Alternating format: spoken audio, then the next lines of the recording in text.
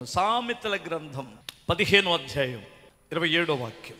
లోభి తన ఇంటి వారిని బాధ పెట్టును. లంచమును అసహించుకొనువాడు బ్రతుకును. లంచమును అసహించుకొనువాడు బ్రతుకును. వినండి,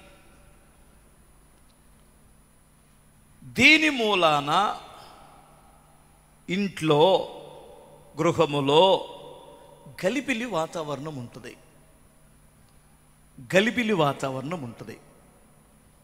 ఎందుకు? లోభి అన్నాడు. ఈ లోభి ఎవడంటే కనీస అవసరాలు కూడా, ఇంట్లో కనీస అవసరాలు తీర్చడానికి ఇష్టపడని ధనాపేక్ష కలిగిన వాడు, ఐశ్వర్యాపేక్ష కలిగిన వాడు. వినాలి, కనీస అవసరాలు కుటుంబములో భార్యకు పిల్లలకు తీర్చకుండా తినే తిండిని కూడా నలిపేసి, కుటుంబాన్ని ఆపేసి, హాస్పిటల్కి వెళ్ళడానికి ఆమెకి అనారోగ్యం వస్తే హాస్పిటల్ ఖర్చు కూడా లెక్కలేసేవాడు ఒకడు ఉంటాడు.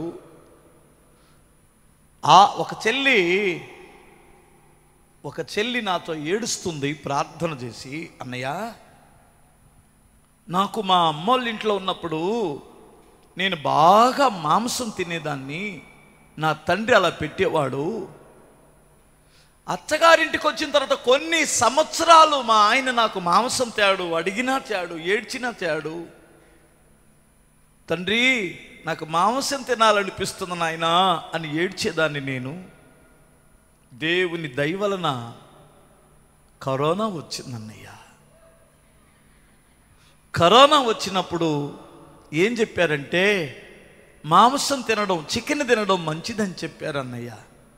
అప్పటి నుండి మా ఇంట్లో ఆ తండ్రి దయ వలన డైలీ చికెన్ తెచ్చిపెట్టేవాడు అన్నయ్య. నేను మీ చర్చికి వచ్చిన తర్వాత కరోనా వచ్చింది అన్నయ్య, కరోనా వచ్చిన తర్వాత చికెన్ వచ్చింది అన్నయ్య. దేవుడు నా ప్రార్థన ఆలకించి డైలీ చికెన్ అన్నయ్య. నా తండ్రి నా జీవితంలో ఎన్ని గొప్ప కార్యాలు చేశాడన్నయ్య అంటుందండి. అంటే ఆ బిడ్డ మాంసం కొరకు ఎంత పరితపించిందో ఆ పిసినారోడి దెబ్బకి మీరు ఆలోచించండి. కన్న తండ్రి తన బిడ్డ కొరకు ఒక వారం నాటుకోడి తెస్తాడు, ఒక వారం మటన్ తెస్తాడు, ఒక వారం ఇంకొకటి తెస్తాడు. బిడ్డ కదా, కన్న బిడ్డ కదా.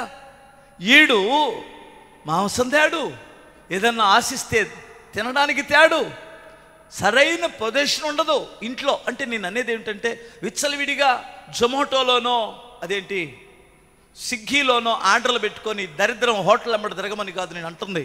నీ స్థితి అది కాదు, పేద స్థితే. నేను అనేది ఏమిటంటే, కనీసం ఆదివారం వచ్చింది, కనీసం అవసరాలు తీరుస్తూ, ఆమెకు ఒక తలనొప్పి వచ్చింది, హాస్పిటల్ తీసుకెళ్ళి ఒక ట్యాబ్లెట్ ఇప్పించడం, దానికి కూడా అదే బదులే పిల్లలకి అయ్యా పిల్లలకి నెమ్ము చేసిందా, జలుబు చేసిందయ్యా, కొద్దిగా ఉన్నప్పుడే హాస్పిటల్ తీసుకెళ్ళా, అదే తగ్గిపోతుంది బా అని అన్నాడు. అది ఎక్కువైపోయి పిల్లలకి, గమనించాలి, లోభి తన ఇంటి వారిని బాధ పెడతాడట. తన ఇంటి వారిని, భార్యని బాధ పెడతాడు, బిడ్డలను బాధ పెడతాడు. అదే రోగం నెమ్ముగా మారింది, అదే రోగం లివర్ పాడైంది, అదే రోగం పాడైపోయింది అవయవాలు. అప్పుడు చావే కదా. ఇదొక టైపు. ఇంకో టైపు చెప్పనా? అతని కొరకు ఎన్ని ఖర్చులైనా పెట్టుకుంటాడు, అతని పర్సనల్ కొరకు ఎన్ని ఖర్చులైనా పెడతాడు. భార్య పిల్లలకు అంత అన్నం పెట్టడానికి చాలా లెక్కలేస్తాడు. అది బాధ. భార్యకి పెట్టింది పరాయి దానికి పెట్టినట్లు. నీ బొంద మీద మొన్న 1000 రూపాయలు కొట్టాను, నీ బొంద మీద మొన్న 2000 కొట్టాను, మొన్న నేను తెచ్చిపెట్టాను అంటే ఎంత బాధ అండి అది. ఒక్కసారి మీరు ఆలోచించండి, అక్కడే కదా సంసారాలు దెబ్బతింటాయి. నీ బొంద మీదే పెట్టేశాను, నీకే పెట్టేశాను మొన్న జీతం అంతా అంటే దాని అర్థం ఏంటి? ఆలోచించండి. అందుకని కదా సంసారంలో చీలికలు వస్తాయి. నీ శరీరంలో ఒక భాగమైతే, నీ శరీరంలో సగ భాగస్వామి అయితే, ఆ పెట్టిన దానికి కూడా నువ్వు పిసినారితనంతో ఎత్తి పొడిస్తే అంత దారుణం ఏముంది? ఒకసారి ఆలోచించాలి. కొంతమంది భార్యలు కూడా అలాగే తగలబడిపోయారు. ఏమనుకోమాకన్నా, మీ జోలికి రాకుండా ఉండాలా వద్దంటారా? స్తోత్రం చెప్పాలా? ఎంత పిసినారి సంఘానికి ప్రెసిడెంట్ అంటే, ఆ భర్తకి ఒంటెద్దు బండోడు కదా, ఒంటెద్దు, కనీసం ఒంటెద్దు తీసుకొచ్చి ఒక్కొక్క బ్యాచ్ ఒక్కొక్కరి గురించి తీసుకొచ్చిన సంపాదన అంతా ఆమెకే ఇస్తాడు. చేసుకొచ్చిన సంపాదన అంతా ఆమె చేతుల్లోనే పెడతాడు ఒక్కొక్క మహానుభావుడు. మరి ఆ వ్యక్తికి సరైన ఫుడ్ పెట్టాలి, సరైన ఆహారం పెడితే కదా ఆయన పుష్టిగా ఉంటాడు. ఇప్పుడు ఒంటెద్దు బండి ఉందండి, ఆ ఎద్దు బయటికి వెళ్తేనే ఆడికి భోజనం. అందుకని మంచి గడ్డేస్తాడు, మంచి దానా పెట్టుకుంటాడు. ఒంటెద్దు కదండి, సింగిల్ ఎద్దు లాగాలి. ఎంత బరువైనా సంసారాన్ని లాగేది నీ ఒక్క భర్తే కదా. ఆయన ఆరోగ్యం కాపాడాలి కదా, ఆయన ఆరోగ్యాన్ని కాపాడాలి కదా. ఆయన పుష్టిగా ఉంటేనే కదా మీరందరూ సుఖంగా ఉంటారు. కానీ కొంతమంది భర్త ఆరోగ్యాన్ని పట్టించుకొని మూర్ఖురాళ్ళు కొంతమంది ఉన్నారు. అవునా కాదా? మీరు చెప్పండి. కాదా? స్తోత్రం చెప్పగలవా? రెండు చేతులే చెప్పండి. భర్తకి ఆరోగ్యకరమైన ఫుడ్ పెట్టాలి కదా. నా చిన్నప్పుడు నేనన్నదేమిటంటే, మీరు ఇప్పుడు ఎలా ఉందో నాకు తెలీదు, ఏదైనా ఒక ఆమ్లెట్ వేస్తే భర్తకే పెట్టుకొని మాదేముందిలే అయ్యా, మాదేముందిలే, నువ్వు తిను, బయటికి వెళ్ళేవాడు కదా అనేవాళ్ళు. ఆ పెరుగు పంపించుకుంటే ఒక డబ్బా, ఆ డబ్బా మగ మనిషికి వేసి వీళ్ళు ఏదో ఒక మజ్జిగ పోసుకొని తాగేవాళ్ళు. ఎందుకంటే నువ్వు ఇంటి బయటికి వెళ్ళేవాడు, కష్టపడేవాడు, తినాలయ్యా అని. ఇప్పుడు నీదేముందిలే అయ్యా, మాది ఉంది కానీ అని తింటున్నారు. అంత రివర్సే. ఇదొక బ్యాచ్. హల్లెలూయా చెప్పగలరా? అది తింటున్నాడో తింటలేదో అక్కడ ఆడి మొఖాన అంత వేద్దాం. లేదు, అలా వాడు తింటున్నాడో తింటలేదో అనవసరం. టీవీ ముందు కూర్చొని మాయ్ కూర అయిపోయింది, అడుందేసుకో, లోపలికి వెళ్ళి తెచ్చుకో. ఏంది సోది పొద్దుగూకులు గోలా? ఉన్నారా? ఇలాంటి కూడా ఉంటారా? ఇలా బ్రతుకులు ఎప్పుడు మారుతాయో నాకు అర్థం కావట్లేదు. మళ్ళీ పైపెచ్చి ఇక్కడ ముసుకేసుకొని ఉట్టిపడిద్ది భక్తి. ఏమనుకోమాకండమ్మా, నేను ఇలాగే తిడతానే, మీకు అలవాటైనట్టుంది కదా. సామాన్యులు తట్టుకోలేక రావట్లా పెద్దగా. లేదంటే ఇది డబల్ చర్చి కావాలి మనకి. స్తోత్రం చెప్పగలరు ఒకసారి? ఉన్నమాట అంటే ఉండూరు వచ్చిరాదని ఒకసారి మీరు ఆలోచించండి. అరే, భార్యాభర్తలు అన్నటువంటి వాళ్ళు తినేటప్పుడైనా పక్కన కూర్చొని ఒక ముద్ద ఆయనకి వేస్తూ, కొంచెం కూర వేస్తూ, ఉన్నదాన్ని సిరిసగం పంచుకొని హ్యాపీగా డైనింగ్ టేబుల్ దగ్గరైనా కుటుంబం కలుసుకొని సావండి. ఏమనుకోమాకండి. తినిపో, మేము తిన్నాం, పో, నువ్వు తినిపో. మేము తర్వాత తింటాం, తినిపో. ఆకలి అవుతుందా? ఆకలి, తినిపో, చాపు. అయ్యి నువ్వు కూడా రావే, నా తరపుడు కాకలే పో. ఎందుకు ఈ కొంపలుండి ఆ గాంధీ పార్కులో అమ్మడి తిరగరాదండి? ఏమనుకోమాకండి. భర్త వచ్చిందాక అర్ధరాత్రి అయినా భార్య ఎదురు చూసేది కదా. భర్త వచ్చేంత వరకు అర్ధరాత్రి అయినా ఆయన వచ్చిందాక అన్నం తినకుండా కుటుంబాలు ఇప్పటికీ ఉన్నాయి. ఎప్పుడెప్పుడో కాదు, అది పాతకాలం నాటి మాట కాదు, కొత్త కాలం మాటే. సరే, ఏమి ఎదురు చూస్తుంటే ఈడు నా భార్య నా కొరకు ఎదురు చూస్తుందని తినకుండా వస్తాడా? వీడు దున్నపోతు తిన్నాడు. ఏంటి ఇంకా తినలేదా? మనం తినొచ్చాం బయట. ఒక్కసారి చూసింది, 2 సార్లు చూసింది. వీడికి నేను గుర్తు రానప్పుడు వాడు నాకు గుర్తొచ్చేది. చెల్లుకు చెల్లు. ప్రేమను అంతరింపచేసేది ఈ లోబి బుద్ధి కదా. వినాలి. స్తోత్రం చెప్పగలరా? కుటుంబం సరిగా లేనప్పుడు నీ భక్తి సరిగా ఉండదు. కుటుంబం సరిగా లేనప్పుడు నీ వ్యాపారం దెబ్బతింటుంది, నీ ఉద్యోగములను స్థిరపడలేవు. ఇంట గెలిచి రచ్చ గెలవాలన్నారు పెద్దలు. ముందు ఇంట్లో గెలువు, ఇంటిని కాపాడుకో. స్త్రీ అయినా పురుషుడైనా నీ లోభితనం, నువ్వు సంపాదించింది దేని కొరకు? భార్య బిడ్డల కొరకే కదా. నువ్వు సంపాదించింది నీ భర్త కొరకు కాదా? సంపాదించేది నీ బిడ్డల కొరకు కాదా? ఏం చేసుకుంటావు?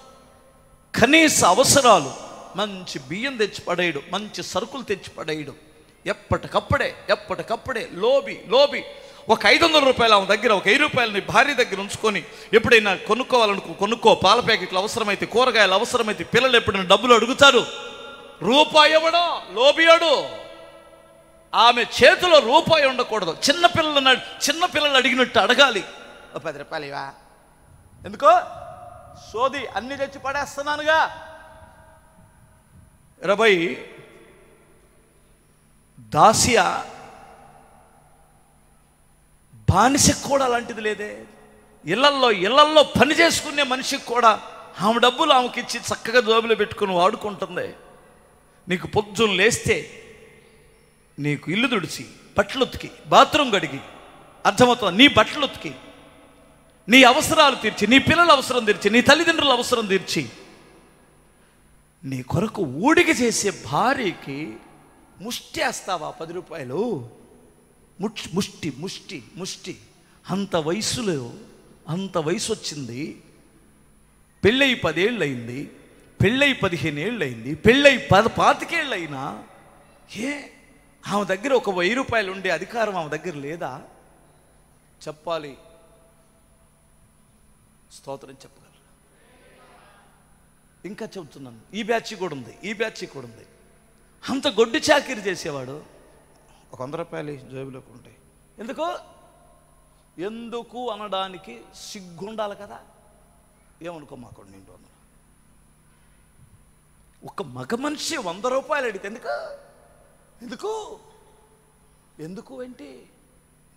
10 మందిలోకి వెళ్ళే మనిషి నీ భర్త ఎక్కడన్నా టీ తాగుతాడు, నలుగురు కలిసి టీ తాగుతారు, నీ భర్త డబ్బులు ఇవ్వాల్సి వస్తుంది.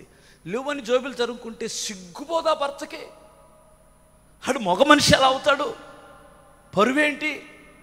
ఇలా నేను ఎందుకు చెబుతున్నానంటే, ఇలాంటి వాళ్ళు కూడా ఉంటారా పాస్టర్ గారు? ఉన్నారా లేరా మీరు చెప్పండి. ఉన్నారు అంటే చేతులు ఎత్తండి. నేను అబద్ధికుని గాను, నేను చెప్పేది నిజమే కదా. చేతులు టక్కుని దించారు, మీకోసం చెబుతున్నాను. సరే మీరు దించండి. భార్యకి కుక్కకు పడేసినట్టు అడుక్కునే దానికి ఇచ్చినట్టు 10 రూపాయలు ఇవా, బయటికి వెళ్తున్నావు అంటే ఎందుకో అనేవాడు కనీసం నెలలో ఈ 1000 రూపాయలు నీ దగ్గర ఉంచుకోమ్మాయి. నీ ఇష్టం వచ్చింది ఏదైనా, నీకు పర్సనల్ ఖర్చులు ఉంటాయి.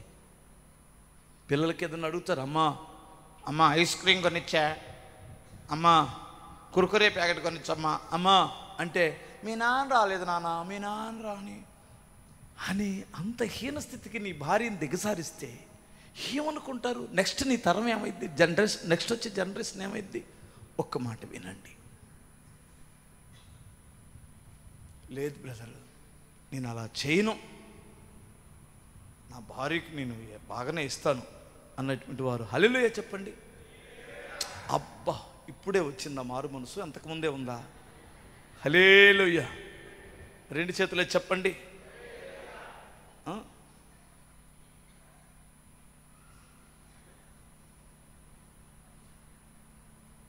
డబ్బులు కనపడితే వాళ్ళే దొంగలు అవుతారు. కనపడితే అసలు దొంగలు ఎవరు? స్తోత్రం చెప్పాలి. ఏనండి జాగ్రత్తగా. ఎప్పుడు అసలు డబ్బులు చూపించు గబక్కలను పుట్టుకిని చచ్చిపోతావు అనుకో, నీ భార్య ఎలా వాడాలి? పిచ్చిదైపోయింది. అర్థమవుతుందా? అందుకని ఆమెకు కూడా ఆ వాడకాన్ని ఒక 10,000 ఇచ్చి నేర్పించు. అమ్మాయి, ఈ 10,000 తీసుకొని నెలంతా నువ్వే వాడుకో, ఓకే? ఎంత తెచ్చావు, ఎంత మిగిలిచ్చావు, ఇందులో సరుకులు తెచ్చుకో, అది తెచ్చుకొని ఉండు, ఓకే? ఆ 10,000లో ఎంత మిగిలిస్తావో, ఎలా జాగ్రత్తగా వాడతావో నేను కూడా చూస్తా. ఆమెకి ఎక్స్పీరియన్స్ వచ్చింది. నువ్వు ఉన్నా పోయినా పిల్లల్ని ఆమెను సర్వించుకుంటుంది, చక్కగా నడిపించుకుంటుంది. ఏమనుకోమాకండి బ్రదర్. హల్లెలూయా చెప్పగలరా? నువ్వు అసలు వేస్ట్ దాని లెక్క అలా పక్కన పడేసి నువ్వు గుట్టక్కని చేస్తావు అనుకో అనుకో, ఏం చేయాలో అర్థం కాదు, ఎలా సరుకులు తెచ్చుకోవాలో అర్థం కాదు, ఏం చేయాలో అర్థం కాదు, ఏ బజార్కి వెళ్ళాలో తెలియదు, ఎక్కడ తేవాలో ఎక్కడ ఇవ్వాలో ఏమీ తెలీదు. ఎందుకంత చేతగాని దాన్ని చెయ్యాలి? ఇది లోబీకుండే మొదటి లక్షణం. ఏమనుకోమాకండే, హల్లెలూయా చెప్పగలరా? అది ఇచ్చే వాళ్ళ అమ్మ వాళ్ళకి ఇచ్చింది, వాళ్ళ అక్కలకి ఇచ్చింది, వాళ్ళ ఇంకా నమ్మకం లేనప్పుడు కాపురం ఎలా అవుతుంది? ఏమనుకోమాకండి. ఇంత వాక్యం వింటూ అంత బుద్ధి లేనిదా నీ భార్య? అంత బుద్ధి లేనోడా? అలా ఉండొద్దు అమ్మా. ఎందుకంటే కుటుంబం అలా ఉండకూడదు. ఒకరినొకరు నమ్ముకోవాలి, ఒకరి క్షేమం కొరకు ఒకరు బ్రతకాలి. ఒకవేళ మోసం చేసిందనుకో భార్య, పోనీ నేనేమంటాను, ఇంకంతకంటే మూర్ఖురాలు ప్రపంచంలో ఉంటుందా? తన భర్త సొమ్ము తన కష్టార్జితం తీసుకెళ్ళి తన పుట్టింట్లో ఇచ్చిందంటే అంతకంటే నీచమైన పిల్ల ఇంకొకటి ఉందా భూమి మీద?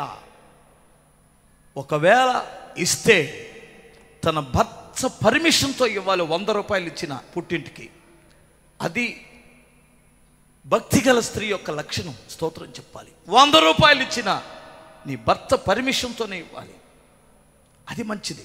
ఇంకో మాట చెప్పను, ఇంకొక మంచి లక్షణం చెప్పమంటారా? హల్లెలూయా చెప్పగలరా? 2 చేతులే చెప్పండి. నీ భార్య తరపునోళ్ళకి ఇవ్వాలి అంటే, నువ్వు ఇవ్వాలి, నీ చేతులతో ఇవ్వాలి.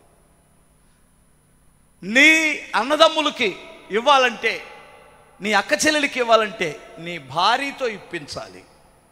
అది ఘనత. ఎంతమందికి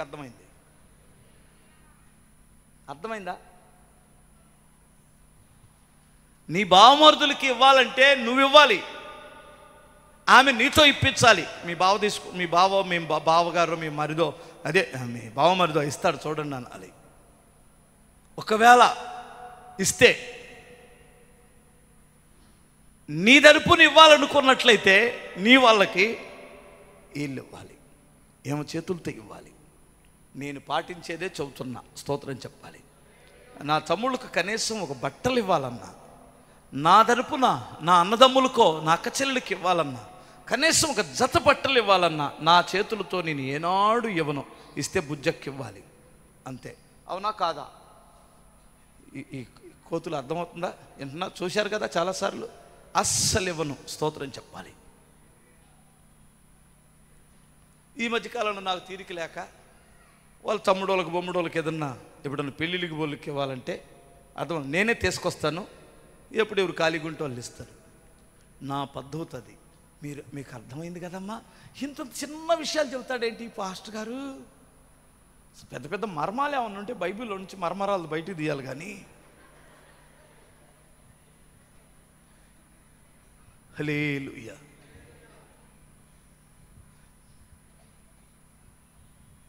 బైకులు కొన్నిసార్లు ఆగిపోతాయి. ఎందుకు ఆగిపోయిందా అని చూస్తే పెట్రోల్ ఉంటుంది. ప్లగ్ ఏమన్నా శుభ్రం చేయాలని ప్లగ్ తీసి అంతకుముందు శుభ్రం చేసి మళ్ళీ పెడితే అయినా స్టార్ట్ అవ్వదు. ఏం జరిగింది అని పెద్ద పాడైపోయినట్టుంది, బైకే నాశనం అయిపోయినట్టుంది, ఇంక వేస్ట్ ఈ బైక్ అనుకొని మెకానిక్ దగ్గర తీసుకెళ్తే ఒక్కసారి ఆ పైపు తీసి అని ఊది నలకలు అడ్డం పడ్డాయి. చిన్న చిన్న నలకలు క్లియర్ అయిపోతే బండి స్టార్ట్ అయిపోయింది అంటాడు. బండిని ఆపేసింది ఏంటి చెప్పండి? సులువుగా చిక్కులు పెట్టే ఈ పాపమే కుటుంబాన్ని పాడు చేస్తుంది. మీ మధ్యలో మనశ్శాంతి లేకుండా చేస్తుంది. మీ మధ్యలో ఉన్న ప్రేమను హరించకపోయేటట్లు చేస్తుంది. అందుకని చిన్న విషయాలను తక్కువ అంచనేయకండి, గమనించండి.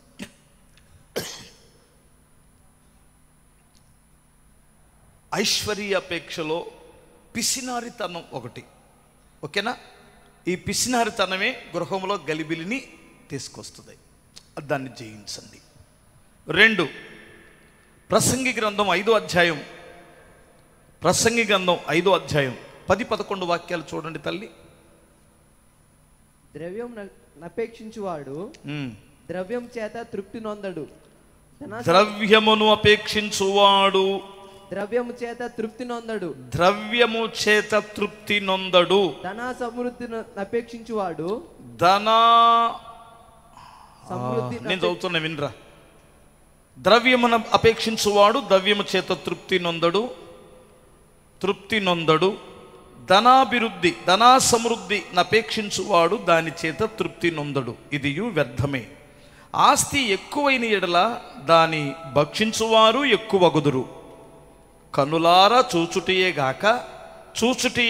గాక ఆస్తి పరునికి తన ఆస్తి వలనే ప్రయోజనమేమి? చూడడం తప్ప వాడు ఏం చేసుకోలేడు. కష్టజీవులు, అబ్బా ఏం మాట! ఇప్పుడు కష్టజీవులు అందరూ చప్పట్లు కొడితే భలే ఉంటుంది. కష్టజీవులు కొద్దిగా తినినను ఎక్కువగా తినినను సుఖనిద్ర నొందుదురు. అయితే ఐశ్వర్యవంతులగుటకు తన ధనా సమృద్ధి చేత నిద్ర పట్టదు. అలా చెప్పగలరా? చదివారా? వాక్యం ఏమో చదివారా? చలనం ఉందా మీలో? ఎదురుగా ఉన్నటువంటి వాళ్ళు అర్థమవుతుందా? మీకు అర్థమైతే అల్లులో చెప్పండి. ద్రవ్యము అపేక్షించువాడు, ద్రవ్యము ఉండుట వలన కాదంటుంది ఇక్కడ. అబ్బా మాకు కట్ల ఉంటే బాగుండు, డబ్బులు ఎంతో ఉంటే బాగుండు, ఊహల లోకంలోకి వెళ్ళిపోతున్నారే. ఊహలో ఆ ఊహలో ఉన్నటువంటి వానికి దేవుడు చెబుతున్న మాట ఇది. తృప్తి లేని డబ్బు నిన్ను ఎంత నాశనం చేస్తుందంటే, అర్థమవుతుందా? దాని చేత తృప్తి నొందడు. ధనాపేక్ష ఉన్నటువంటి వాడు తృప్తి నొందడు. తృప్తి లేని జీవితం నరకం. వినాలి. హల్లెలూయా చెప్పగలరా? ఈ అపేక్ష తేలిక డబ్బులు సంపాదించడానికి ఎంత నీచమైన కార్యానికైనా ఒడిగెట్టేటట్లు నిన్ను దిగజార్చేసింది. ప్రియులారా, మీరు గమనించాలి. నీతి ముఖ్యం, యథార్థత ముఖ్యం. కష్టజీవిగానైనా ఉండు, కష్టపడు. దాని వలన కడుపు నిండా తిన్నా, కొంచెమే తిన్నా సుఖమైన నిద్రపోతావు హ్యాపీగా. ధనము ఎక్కువ అవటం వలన దాన్ని దొంగిలించడానికో దాన్ని అనుభవించడానికో ఎక్కువ మంది అయిపోతారు. అర్థమవుతుందా? ధనము ఉండడం తప్పు కాదు, కానీ ఆ అపేక్ష నిన్ను పాడు చేస్తుంది. ఈ రోజున భారతదేశంలో పెద్దవారు, తెలివైన వారు, భారతదేశ క్షేమాన్ని గురించి ఆలోచిస్తున్న వారు గుండెలు బాదుకుంటున్న విషయం ఏమిటి చెప్పనా?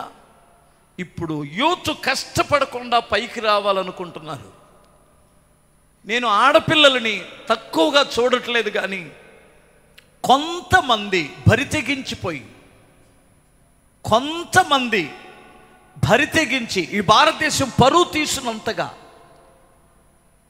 డబ్బు సంపాదించడానికి, వారి శరీరాలను నమ్ముకోవడానికి కూడా సిగ్గుపడనటువంటి భయంకరమైన వ్యక్తులు ఈ మధ్య కాలంలో విపరీతంగా తయారవుతున్నారు. ఏంటి వారి సుఖం? ఏమనుభవించగలరు? ఏముంది అందులో?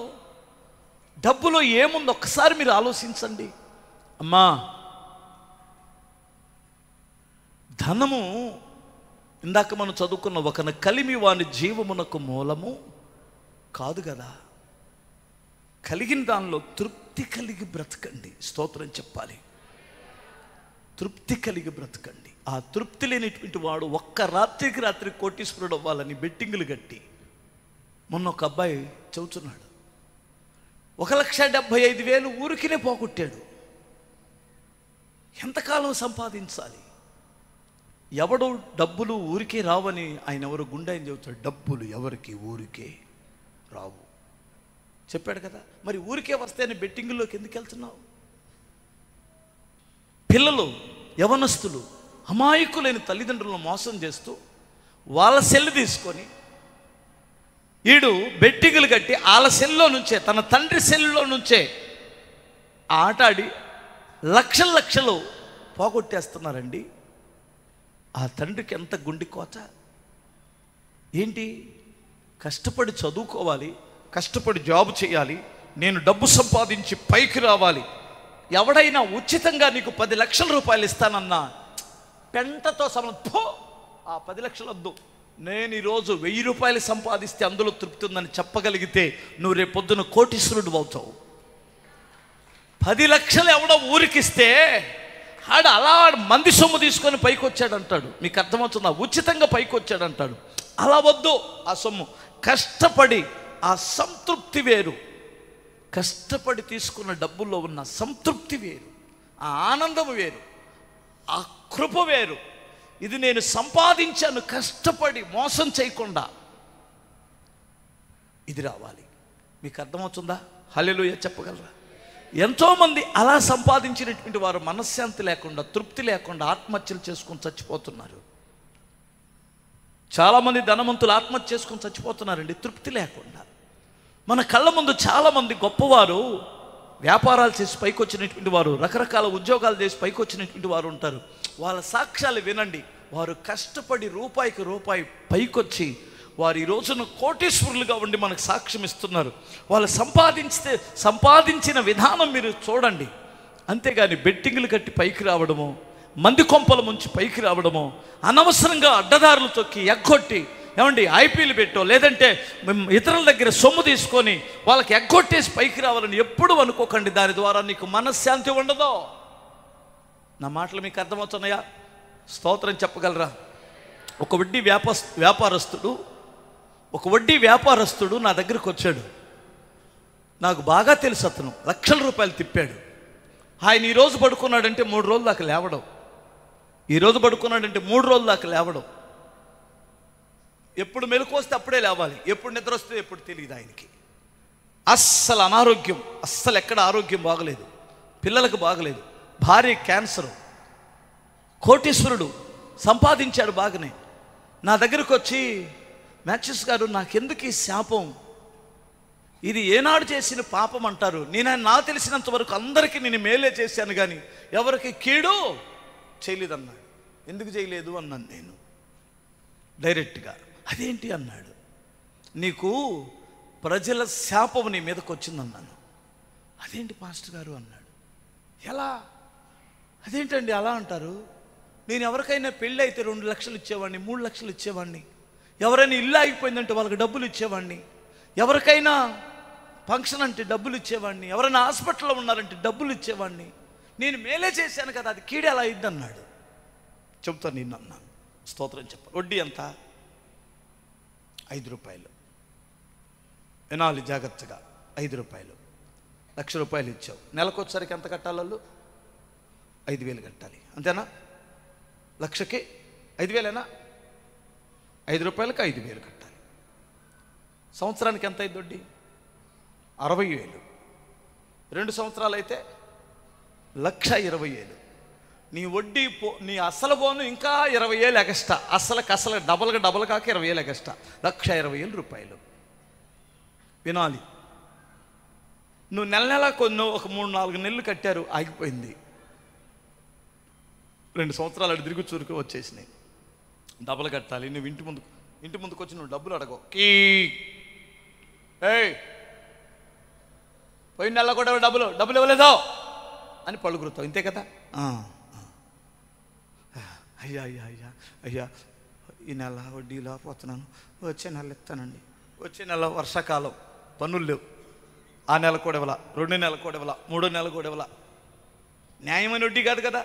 రూపాయి, 2 రూపాయలు, రూపాయన్నర కాదు కదా నువ్వు తీసుకునేది. 5 రూపాయలు వడ్డీ ఆ రోజుల్లో.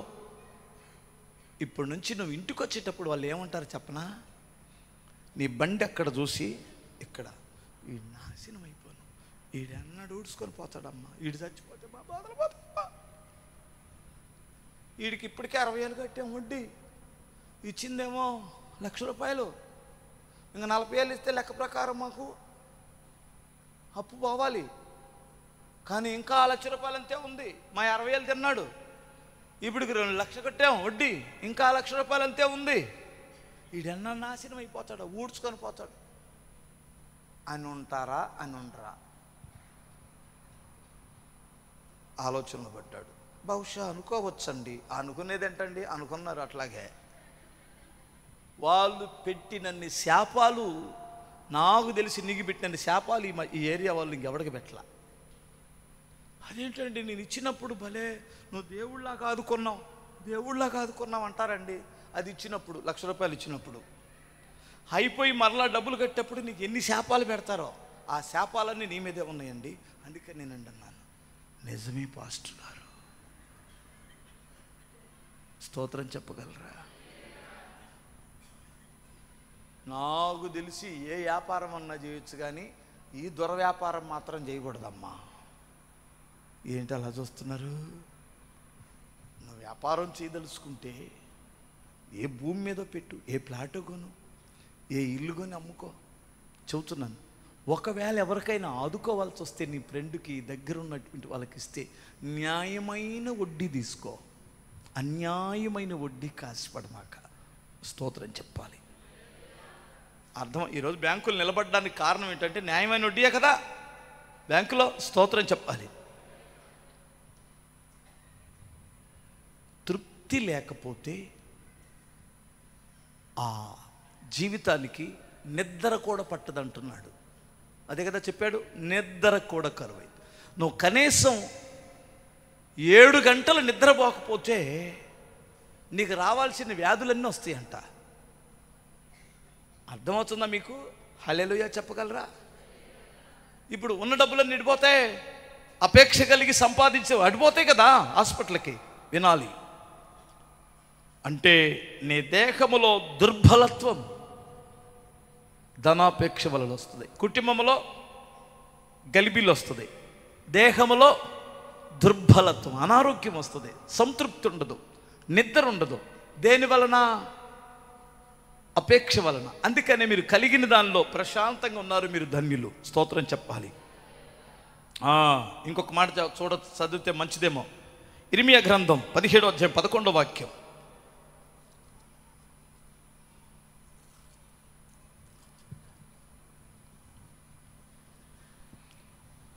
న్యాయ విరోధముగా ఆస్తి సంపాదించుకున్నవాడు, న్యాయ విరోధముగా ఆస్తి సంపాదించుకున్నవాడు అంటే న్యాయంగా సంపాదించుకోవచ్చు, ఎన్ని కోట్లైనా సంపాదించు, తప్పు లేదు. కానీ న్యాయ విరోధముగా ఆస్తిని సంపాదించువాడు తాను పెట్టని గుడ్ల మీద గుడ్లను పొదుగు కముసు పెట్టవలే ఉన్నాడు. సగము ప్రాయములో వాడు దానిని విడవవలసి వచ్చును. అట్టివాడు కడపట వాటిని విడుచుచు అవివేకిగా కనబడును, అవివేకిగా కనబడును. హల్లెలూయా. అసలు అంత డబ్బు సంపాదించడానికి వీళ్ళు ఏముంది? వివేకం ఉంది, వివేకం ఉంది కదా.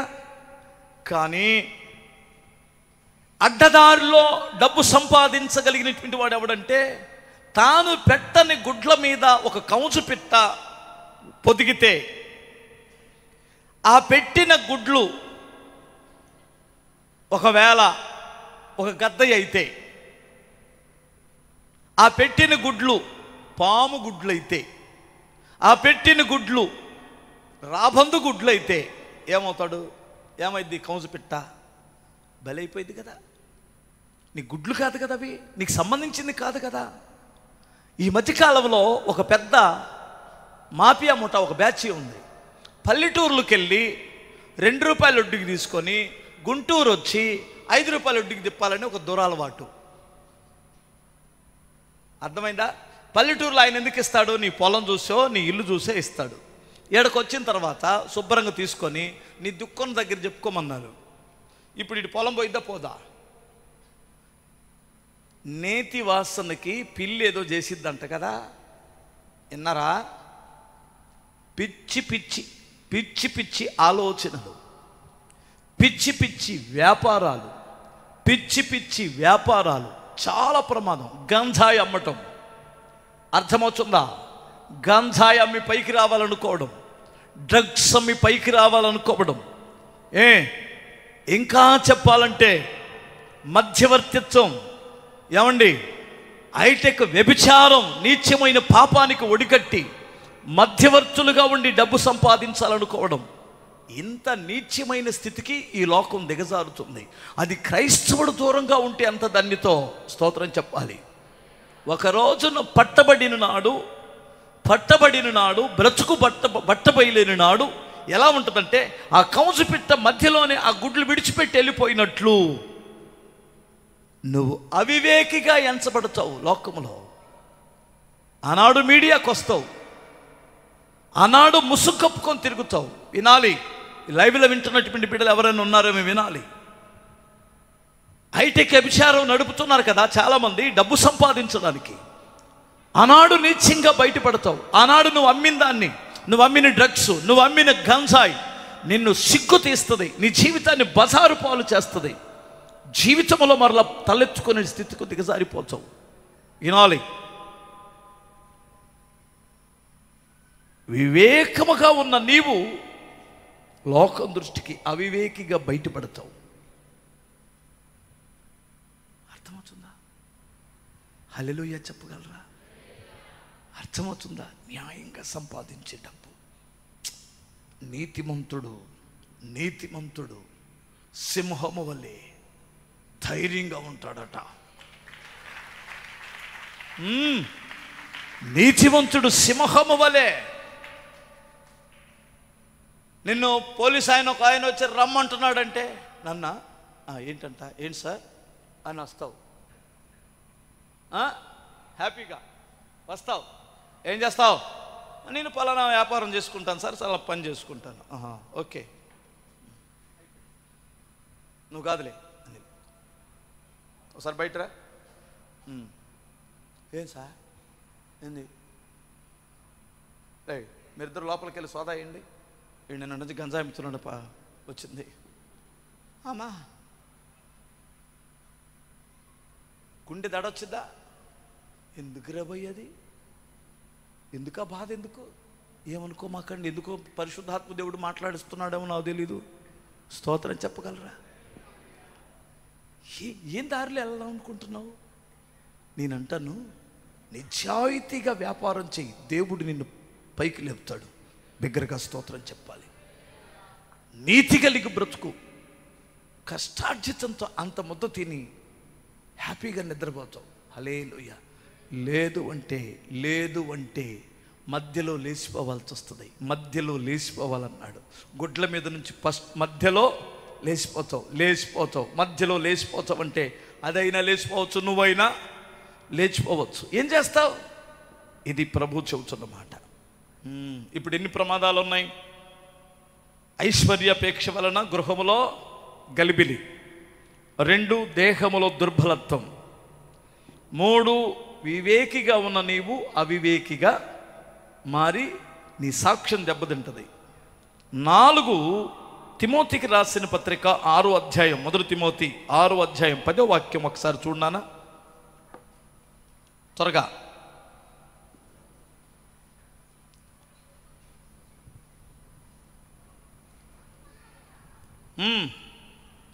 ఎందుకనగా ధనాపేక్ష సమస్తమైన కీడునకు మూలము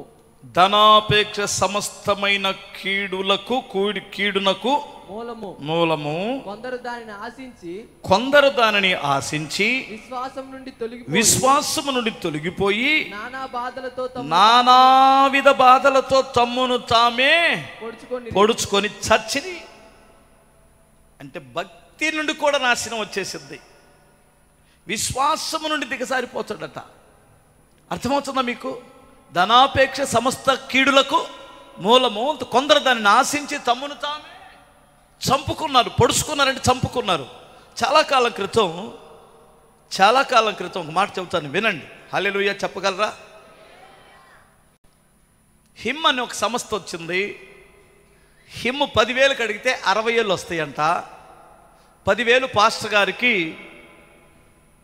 డబ్బులు ఇస్తారు, 50,000 కట్టిన వాళ్ళకి ఇస్తారు, 40,000 రూపాయలు మిగులుతున్నాయి. ఆ టైంలో ఈ ధనాపేక్ష కలిగినటువంటి పాస్టర్లు, ధనాపేక్ష కలిగినటువంటి విశ్వాసులు ఏం చేశారంటే, వాళ్ళ దగ్గర కూడా పీక్కొచ్చి ఒక్కొక్క ఇంట్లో 4-5 పేర్లు కట్టేశారు. 10 పేర్లు కూడా కట్టేశారు. 10 పదులు 100 లక్షల్లో కట్టేశారు. వినాలి. పాస్టర్ గారు మధ్యవర్తి. పాస్టర్ గారు ఎందుకని కట్టిస్తాడు అంటే 100 మందితో కట్టించాడంటే 100 10,000 వస్తాయి. అర్థమవుతుంది కదా? 100 10,000 వస్తాయి. ఆహాహాహా, ఏమి డబ్బు! నా దగ్గరికి కూడా వచ్చారు. నన్ను అడిగితే నేను ఒకటే మాట చెప్పాను, 10,000 కడితే 60,000. ఎలా? అడేం చేస్తాడు? బ్రదర్, అదొక సమస్త బ్రదర్, దేవుడు తెరిసిన ద్వారం బ్రదరు, పేదవారి కొరకు అన్నాడు. ఎప్పటికీ దేవుడు పేదవారి కొరకు అలాంటి నీచమైన ద్వారాలు తెరవడు. ఎలా తెరుస్తాడో చెబుతాను, విను. ఒక పేదవాడు కష్టపడి చదువుకుంటే ఆ ఇంట్లో గవర్నమెంట్ ఉద్యోగం ఇస్తాడు. వారి స్థితి ఎక్కడి నుంచి మారిపోయింది. ఒక పేదవాడు, తెలివైన వాడు ఒక చిన్న వ్యాపారం స్టార్ట్ చేస్తే ఆ వ్యాపారం అంచెలంచెలుగా దేవుడు దీవిస్తాడు, అలా ఆశీర్వదిస్తాడు. ఒక కష్టజీవి పొలం వేస్తే ఆ పొలము విస్తారముగా పండిద్ది, అలా దేవుడు ఆశీర్వదిస్తాడు. వారి చేతి వృత్తులు, వారి కష్టార్జితాన్ని ఆశీర్వదిస్తాడు. కానీ ఎవరి ద్వారానో డబ్బులు ఇచ్చి అలా దేవుడు ఎప్పటికీ ఆశీర్వదించడు. డబ్బు డైరెక్ట్గా ఇచ్చాడు అంటే అది సైతానుగాడి యొక్క ప్లాను అని చెప్పి వెంటనే ఆ మరుసటి ఆదివారం నేను సంఘములో అనౌన్స్ చేశాను. అది 2008 9 నాకు సరిగా గుర్తులేదు, 9 10 ఆ టైంలో సంఘములో నేను వెంటనే అనౌన్స్మెంట్ చేశాను. ఇలా మీ దగ్గరకు వస్తారు, 10,000 కడితే ఇంత డబ్బులు వస్తున్నాయి, దయచేసి ఎవరో కట్టకండి, కడితే నష్టపోతారని చెప్పాను. కరెక్ట్గా 2-3 సంవత్సరాలు అది బయటపడిపోయింది. కొన్ని చర్చీలు, కొంతమంది పాస్టర్లు ఆత్మహత్యలు చేసుకున్న వాళ్ళు, పోలీస్ స్టేషన్కి వెళ్ళిన వారు, గొడవలు పడిన వారు నాశనం అయిపోయారు. వినాలి ప్రియులారా, భక్తి ఏమైంది? సంఘంలో భక్తి ఏమైంది? ఆ తర్వాత పాస్టర్ గారులు, విశ్వాసులు దెబ్బలాడుకున్నారు, కొట్టుకున్నారు. పాస్టర్ గారుల మీద విశ్వాసులు వెళ్ళి కేసులు పెట్టారు. ఏమైంది వారి విశ్వాసం, వారి భక్తి ఏమైంది? ఈ అపేక్ష మనిషిని నాశనం చేసింది. మీకు అర్థమవుతుందా? ఎవడైనా ఉచితంగా డబ్బిస్తానంటే చెయ్యి చాపొద్దు. హల్లెలూయా చెప్పగలరా? దాని వెనకాల దుష్టుని పన్నాగం ఏదో ఉంది. ఎవడు చేయి చాపుతాడు చెప్పండి? ధనాపేక్ష కలిగిన వాడు విశ్వాసము నుండి తొలగిపోయి దేవుడు ఆశీర్వదిస్తాడు, దేవుడు నా కుటుంబాన్ని దీవిస్తాడు, దేవుడు నా కష్టార్జితాన్ని దేవుడు దీవిస్తాడని చెప్పాడు. కానీ దేవుడు ఆకాశం నుండి నీకు డబ్బులు కట్టలు కురిపిస్తానని చెప్పాడా? వర్షం ఇచ్చి పొలం పండిస్తాడు, చదువులో తోడుండి దేవుడు జాబ్ ఇస్తాడు, ఏమండి నీ వ్యాపారంలో దేవుడు తోడుని నేను వృద్ధి చేస్తాడు, నీ కుటుంబాన్ని అభివృద్ధి చేస్తాడు దేవుడు, అలా ఆశీర్వదిస్తాడు దేవుడు. ఒక్కసారిగా దేవుడు కట్ల నీ దగ్గరికి వచ్చి ఇది గాని ఒకసారి ఇచ్చే సాతానుడాడు, నువ్వు గాని నాకు మొరక్కితివా ఇదంతయు నీకు ఇచ్చేస్తాను. ఆడెవడాడు? దేవుడు ఎప్పుడైనా అలా చెప్పాడా? స్తోత్రం చెప్పాలి. అబ్బాయి మీకు అర్థమవుతుంది అనుకుంటాను, 2 చేతులు చెప్పగలరా? హల్లెలూయా. భక్తిలో నుంచి తొలగిపోతావు ధనాపేక్ష వలన. కొంతమంది నాకు తెలిసిన చాలా పిల్లలు, ఒక అబ్బాయికి మొన్న ఈ మధ్య జాబ్ వస్తే, ప్రైవేట్ జాబు, నాకు ఆదివారం సెలవిస్తారా అని అడిగాడు. ఆదివారమా? ఇవ్వమన్నారు. అయితే నాకు వద్దు సార్ అన్నాడు. ఎందుకు? అదేంటి అన్నాడు. నా భోజనం కంటే నా ఆత్మకు సంబంధించిన ఆహారం నాకు ముఖ్యం సార్. హల్లెలూయా. హే ఒరే పిచ్చోడు మంచోడువా నువ్వు, జాబ్ వదులుకుంటావు ఆదివారం చర్చికి వెళ్ళడానికి. మా అమ్మా నాన్న కూడా వద్దన్నారు సార్, నేను రాను. చూసారా? మీకు అర్థమవుతుందా? ఒక నిజమైన క్రైస్తవుడు ఆదివారానికి, వాక్యానికి ఎంత ప్రాధాన్యత ఇస్తాడు. ఎంత ఇలాంటి వారు వందల్లో కాదు వేలల్లో లక్షల్లో ఉన్నారు దేవుని పిల్లలు. స్తోత్రం చెప్పాలి. ఒకడు రొట్టె వలన మాత్రమే కాదు, దేవుని నోట నుంచి వచ్చే ప్రతి మాట వలన జీవిస్తాడు. విశ్వాసం ఉంటే ఆదివారం దేవునికి ఇవ్వమా? వాక్యాన్ని దూరం అవుతామా? కుదిరినప్పుడు చర్చికి వస్తామా? ఆలోచించండి. నా ఈరోజు కొంచెం ఎక్కువ డబ్బులు ఇస్తా ఉన్నారన్నా, ఈరోజు ఆదివారం వస్తే బాగా మంచి బెనిఫిట్స్ వస్తాయన్నా. ఒకరిని కలిమి విస్తరించుట అది నీ జీవమునకు మూలము కాదనే సంగతి తెలుసా?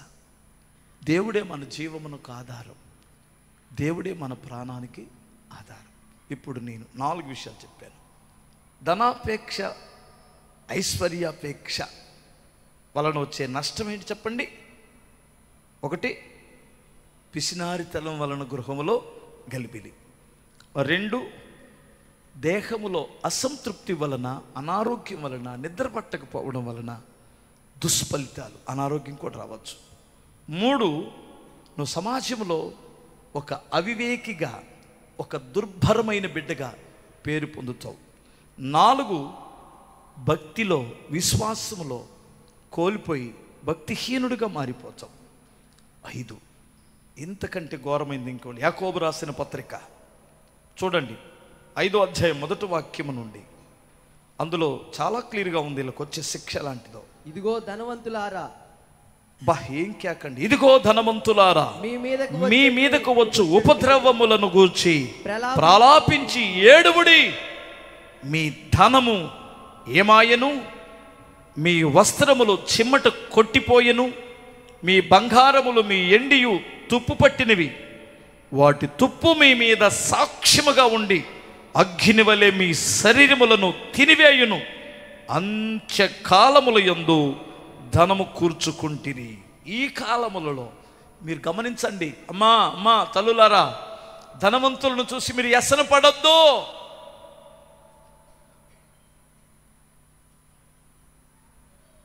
మీరు చూస్తున్న ధనవంతుల గురించి వ్యసన పడొద్దు. అంత్యకాలములలో చాలామంది దేవుని పిల్లలు, ప్రపంచవ్యాప్తంగా సేవ జరుగుతుందంటే వారి ధనాన్ని సేవ కొరకు ఖర్చు పెట్టేస్తున్నారు. మీకు ఒక విషయం చెప్పనా? మరి నువ్వేంటన్నా అంటే, నేను ధనవంతుడిని కాదు, దైవజనుణ్ణి. మీకు అర్థం? నేను ధనవంతుడిని కాదు, దైవజనుణ్ణి. ధనవంతుడు అంటే ఇది మొత్తం నా పేరుతో రాసుకుంటే నేను ధనవంతుడిని అవుతాను. ఇది మొత్తం నా పేరుతో ఉంటే నాది, నా తర్వాత నా పిల్లలది, నా మనవళ్ళదైద్ది. నేను ఇక్కడికి వచ్చిన దాంట్లో కడుపు నిండా భోజనం చేసి పనిచేస్తున్న ఒక వాచ్మెన్ లాంటి వాడిని. నా పేరుతో ఆస్తులు లేవు. అర్థమవుతుంది? నీ సంపాదించింది ఆస్తులు కాదు, నేను సంపాదించుకుంది మిమ్మల్ని. అంతే, స్తోత్రం చెప్పాలి. ఎందుకు అంటే ఇది నాతో రాదు, మీరు నాతో వస్తారు. నాతో రాను అన్నటువంటి వారు ఒక్కసారి చెయ్యెత్తి చూపించండి.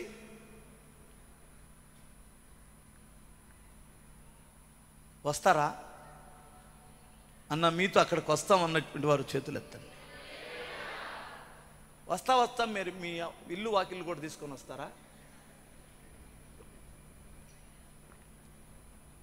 బ్యాంకు బ్యాలెన్స్ పుస్తకాలు కూడా తీసుకొని వస్తారా?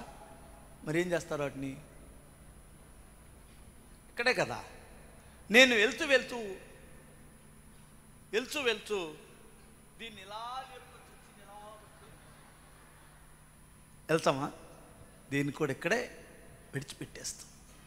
అంత్యకాలములో ఉగ్రత దినమందు ధనానికి ప్రాధాన్యత ఇచ్చే వారికి శిక్ష వచ్చిందంటారు. మీ ఎండికి, మీ బంగారానికి పట్టిన తుప్పు మీ మీద నేరారోపణ చేసి మిమ్మల్ని శిక్షిస్తుంది అంటాడు. ఒక్కొక్కరు ఇంట్లో డబ్బులు కట్టలు కట్టి బూజులు పట్టి, ఆడెవడో ఇంట్లో డబ్బు పెట్టాడు, ఊరు వెళ్ళాడంట జడ్జి గారు. ఆడెవడో నిప్పు పడింది, మొత్తం కట్టలు తగలబడిపోయినాయి. పెద్ద వేగం లారీ డబ్బులు వాడి ముఖం మండ. అవన్నీ పేదలకు ఇస్తే ఎంత బాగుండేది. ఆ దుర్మార్గుడు కాలబెట్టేశాడు. ఏడి నీ డబ్బులని ప్రభుత్వం అడిగితే నాకేం తెలుసు, నాకు తెలియదు అంటున్నాడు. నాకు తెలియదు ఆ డబ్బులు, నేను ఊరు వెళ్ళాను, ఊళ్ళోకి వెళ్ళినప్పుడు ఇవ్వడని పెట్టాడు. అన్ని డబ్బులు అంట, లారీ డబ్బులు వేసుకొచ్చి వాళ్ళ ఇంట్లో పెడతాడంట. ఈ చింతామణి నాటకాలు మన దేశంలోనే చెల్లుతాయి. ఆయనకి ఆ తర్వాత ఆయన ఏం చేశారో కూడా తెలియదు మనకి. ఆ వార్తలు వచ్చినప్పుడు చూశాను నేను.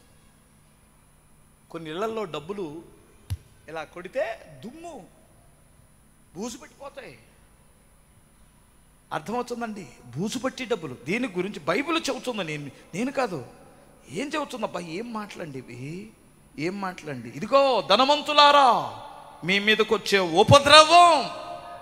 ఉపద్రవాన్ని గురించి వినండి. నాశనం రాబోతుంది. మీరు ధనవంతులుగా ఉండడం తప్పు కాదు, కానీ క్రీస్తు లేని ధనవంతుడు, రక్షణ లేని ధనవంతుడు, నీతి లేని ధనవంతుడు, పరిశుద్ధత లేని ధనవంతుడు, జాలి లేని ధనవంతుడు, క్రియల లేని ధనవంతుడు, ఆకలి కొన్నటువంటి వాడికి అంత అన్నం పెట్టలేని ధనవంతుడు, ఆకలి కొన్నటువంటి వాడికి అంత అన్నం పెట్టలేని ధనవంతుడు, వస్త్రం లేని వాడికి అంత వస్త్రం ఇవ్వలేని ధనవంతుడు, మీ మీదకు ఉగ్రత వస్తుంది.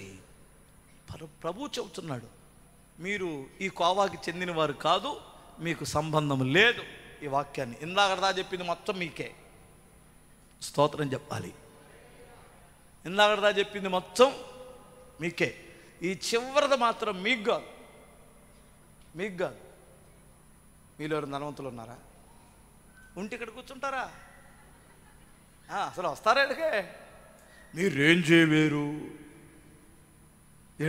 డబ్బులుంటే మీరు ఇక్కడికి వచ్చి కింద కూర్చుంటారా? అసలు చర్చికి వస్తారా? రాబుకైతే లేబర్ మంద చేసుకుని ప్రార్థన కదా అని అన్నవు. అర్థమవుతుందా? మనం పేదలుగా ఉండడం, మధ్యతరగతిలో ఉండడం ఇంకా ధన్యతమ్మ నా తల్లి. స్తోత్రం చెప్పగలరా? అందుకని భక్తుడు ఒక ఆయన అన్నాడు, దేవా నాకు పేదరికంలో నన్ను ఉంచొద్దు, నేను దొంగతనం చేసి దరిద్రుడిని అయిపోతున్నాను ఆకలికి తట్టుకోలేక. నన్ను ధనవంతుడికి అసలు ఉంచొద్దు, ఎందుకంటే నా గర్వం ఎక్కువై యెహోవా ఎవడో అని అంటానేమో. నన్ను మధ్యలో ఉంచు, ఎప్పటికప్పుడు ఏది కావాలో అది ఇచ్చేయి, మధ్యలో ఉంచు ప్రభువా. దరిద్రుడిగా ఉండొద్దు, చేయి చాపి నీ నామానికి అవమానం తెస్తాను, దొంగతనం చేస్తాను నేను, అలా ఉంచొద్దు. ఐ లెవెల్లో ఉంచొద్దు, దేవుడు ఎవడని గర్విస్తానేమో. మధ్యలో ఉంచేసేయి. ఆ జీవితం చాలా సూపర్గా ఉంటుంది. కష్ట సుఖాలు తెలుస్తే హల్లెలూయా. కిందవాడి కష్టం తెలిసింది, పైవాడి బాధలో, పైవాడంటే దేవుడు కాదు. హల్లెలూయా.